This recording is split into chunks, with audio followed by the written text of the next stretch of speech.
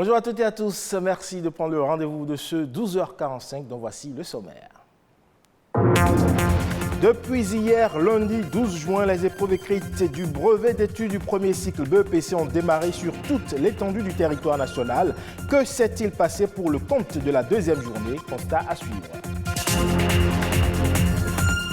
Et aujourd'hui, 15 juin, c'est la journée mondiale de lutte contre la maltraitance des personnes du troisième âge, des personnes âgées, en particulier des plus vulnérables, qui sont souvent victimes d'actes révoltants, contraires au respect de la dignité.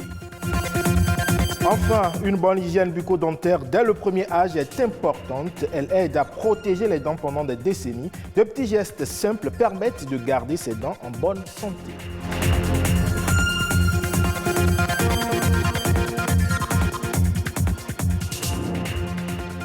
Merci à vous si vous nous rejoignez. Je le disais, depuis le lundi dernier, sur toute l'étendue du territoire national, les épreuves écrites du brevet d'études du premier cycle BEPC ont démarré. Entre épreuves abordables pour certains et difficiles pour d'autres, les candidats qui planchent espèrent parvenir à relever le défi de la réussite à cet examen. Constat du déroulement du deuxième jour avec Ruth Abanon. Il est 17h, fin de la deuxième journée de composition du brevet d'études du premier cycle. Ici au CEG Bégamé, certains candidats sont très contents d'avoir composé des épreuves plus ou moins abordables. Hier et aujourd'hui, on a fait le français, histoire géo et allemand SVT et anglais aussi. Les épreuves étaient plutôt abordables, on n'était pas trop déboussolés devant les épreuves. On a aimé les épreuves, c'est facile. Les épreuves dont je suis certain que j'aurai la moyenne sont lecture, allemand et anglais aussi.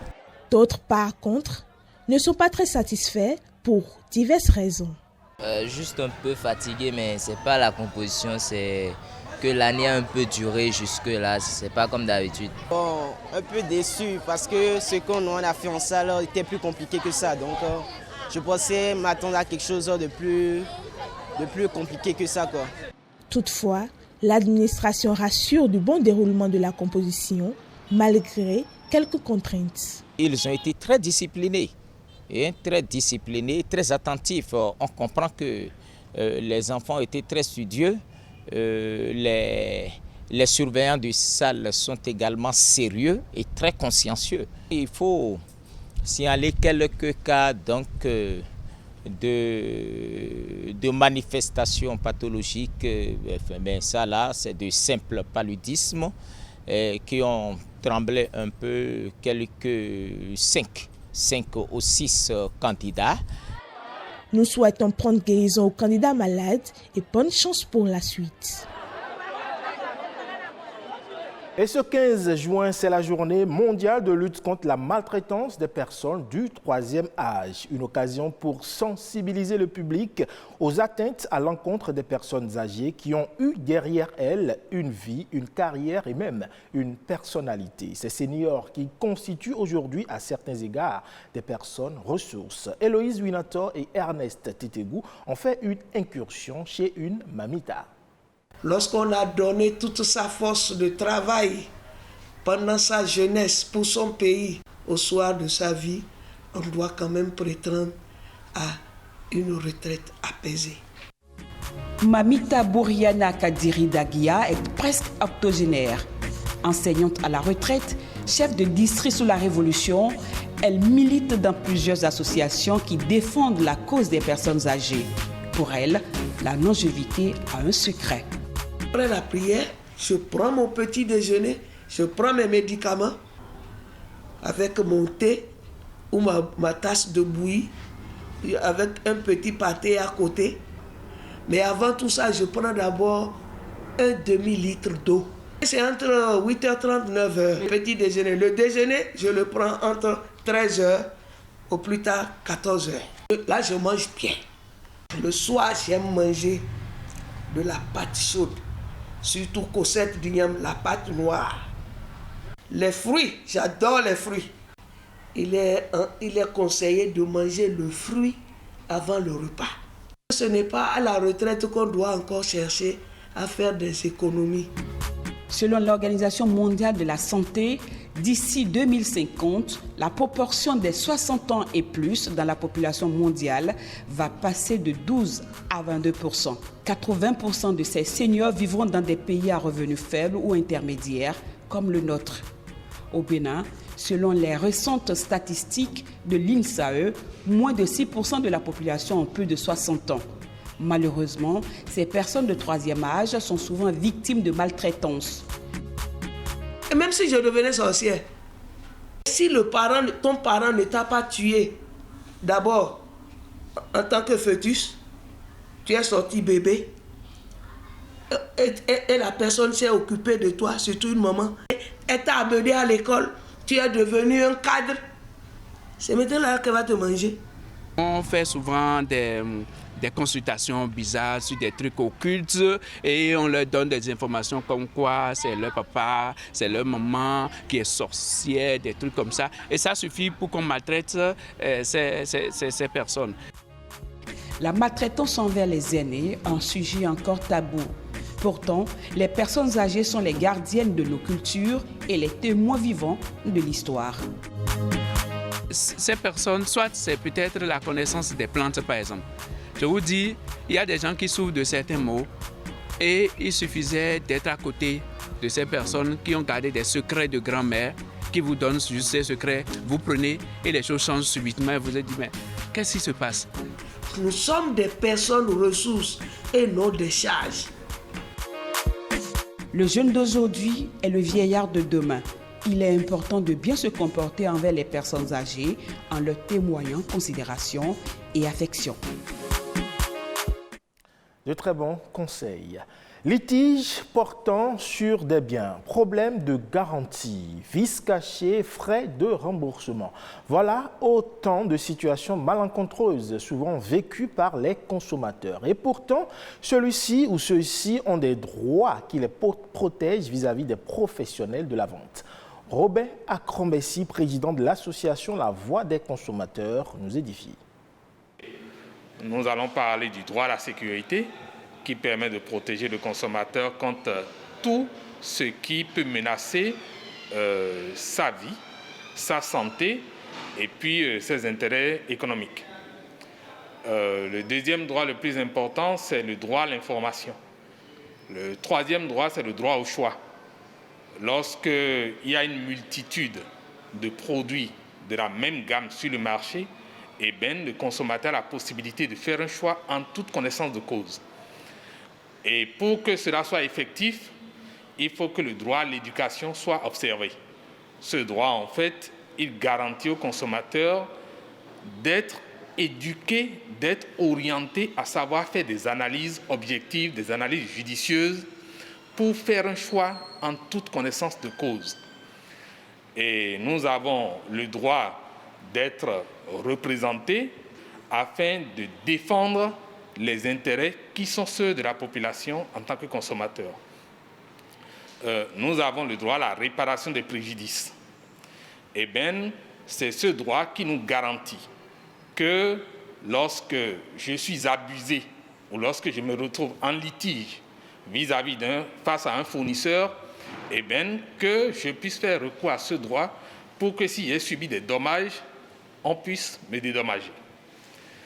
Nous avons le droit à un environnement sain et enfin, nous avons le droit aux besoins de base, les services sociaux, c'est-à-dire le droit à l'habitation, le droit à l'alimentation, à la santé, à l'éducation et aujourd'hui à l'électricité et aux télécommunications. Donc voilà un peu les 8 droits que nous pouvons citer, qui sont reconnus internationalement aujourd'hui, derrière lesquels aucun État ne peut se cacher. On n'y fait pas souvent attention, mais adopter une hygiène bucco-dentaire irréprochable est important pour la santé. En effet, les affections bucco-dentaires sont très fréquentes et peuvent être responsables de la perte précoce des dents. Un peu de prévention associée à quelques petits gestes simples de la vie quotidienne permettrait de garder des dents saines et en parfaite santé. Du moins, c'est ce que nous disent ici Ruth Avanon et Patrick Adiagodjo. On va regarder un peu, je vais voir ce qui se passe. Hermine souffre des maux de dents. Ne pouvant plus supporter la douleur, elle consulte son dentiste. Après diagnostic, le docteur constate que le mal l'a totalement atteint avant que sa patiente ne vienne en consultation. La plupart du temps, c'est ça. Le patient, en général, vient en consultation à partir du moment où il sent des douleurs. En fait.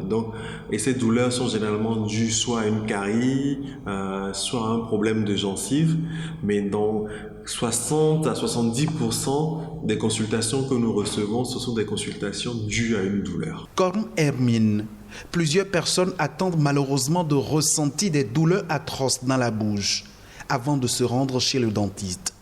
Moi, je n'ai jamais été chez un dentiste pour faire la vérification si j'ai un problème de dents ou pas. Je suis allé voir un dentiste une fois. Il faut dire que j'avais un problème de carie dentaire et c'est là-bas que j'ai découvert en fait l'importance de l'entretien de la bouche. J'aimais bien manger les sucreries telles que du lait en poudre. J'aimais aussi sucer du lait concentré et puis j'aimais plus des caramels. J'ai commencé à ressentir les maux de dents. Quand je dors la nuit, je sens comme si ma dent était en train de tirailler des dents, des douleurs un peu, et puis je vais pleurer toute la nuit. Le dentiste a dit qu'il doit me faire la plomberie, donc régulièrement j'ai pris moi-même goût et puis j'ai commencé à me rendre dans les cabinets dentaires. Une toute première visite chez le dentiste est recommandée dès la poussée dentaire chez le bébé et vers l'âge de 3 à 4 ans chez les enfants. Mais à en croire ce professionnel de santé, très peu de parents ont pris l'habitude de venir en consultation avec leurs enfants. Le pourcentage de parents qui viennent juste pour un contrôle et un détartrage systématique, il est réduit à peu près à 6 ou à 7%. Donc dans la majorité des cas, les parents viennent quand les enfants ont une douleur. Rendre fréquemment visite au dentiste permet d'éviter bon nombre de désagréments. Quand vous allez attendre que les maladies vont venir avant que vous n'allez voir un dentiste pour vérifier votre dent, ça serait trop tard. L'hygiène bucco-dentaire est très importante pour l'être humain en général, pas seulement pour les enfants. L'hygiène bucco-dentaire doit être aujourd'hui la priorité de tout le monde. À partir du moment où le brossage est fait régulièrement, matin, midi, soir, ou si possible matin et soir systématiquement, les bactéries n'ont pas le temps en fait de désagréger des choses au niveau de la cavité buccale. Surtout, il faut opter pour une alimentation saine et variée. Le sucre, l'alcool ou encore les jus d'agrumes sont à consommer avec modération. À présent, on fait un tour à l'international, tour d'horizon des sujets qui ont marqué l'actualité. C'est dans Eco Inter, préparé et présenté par Sabirat Aou.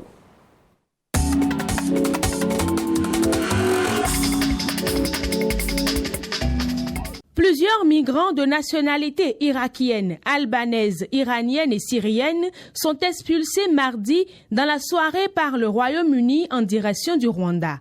En envoyant ces migrants illégaux dans ce pays d'Afrique de l'Est, à plus de 6000 km de Londres, le gouvernement britannique entend dissuader les traversées illégales. Cependant, cette mesure est fortement contestée par l'ONU et les associations de défense des droits humains.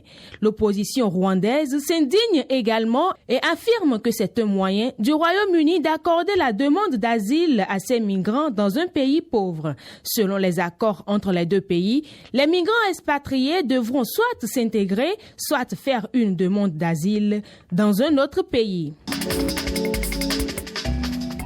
Cette année encore, la France n'est pas épargnée par le réchauffement climatique. Selon Météo France, une vague de chaleur extrêmement précoce devrait frapper le pays à partir du mercredi 15 juin avec des températures entre 35 et 38 degrés Celsius sur la moitié sud. Le mercure pourrait même frôler les 40 degrés Celsius.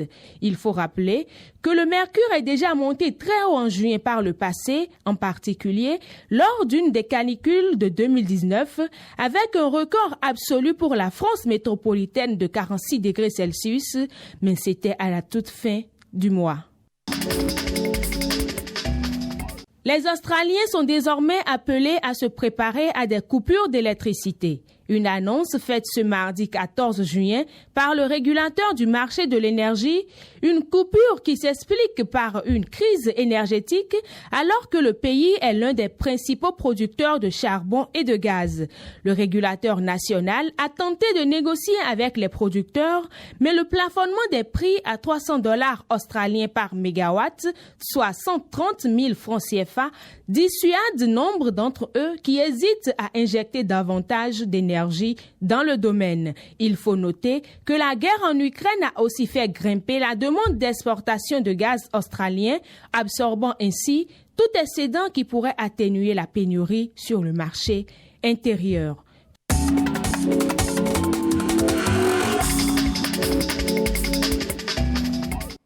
Et voilà qui met un terme à ce 12h45 à retrouver sur le site de l'ORTB, le www.ortb.bj.